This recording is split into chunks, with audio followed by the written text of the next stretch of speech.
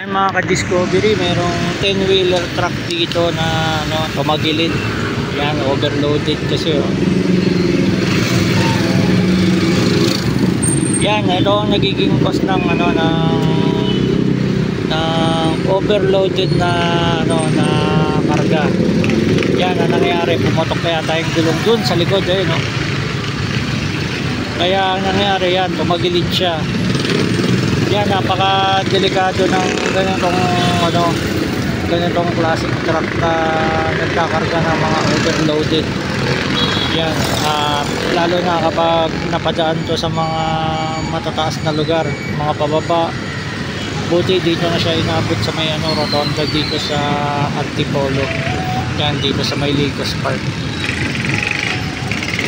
Yan, ito yung nagiging sanhi kapag ang mga truck ay overloaded. Sana higpitan ng gobyerno yung ganitong mga klase ng mga truck, lalo na mga dumadaan sa mga delikadong kalsada, highway.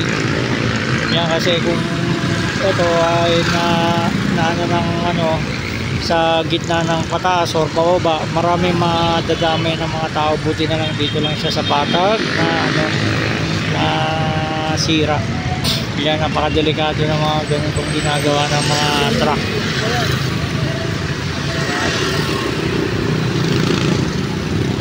Yan, yung likuran na gulong pumatok, kaya ayun, tumagilid yung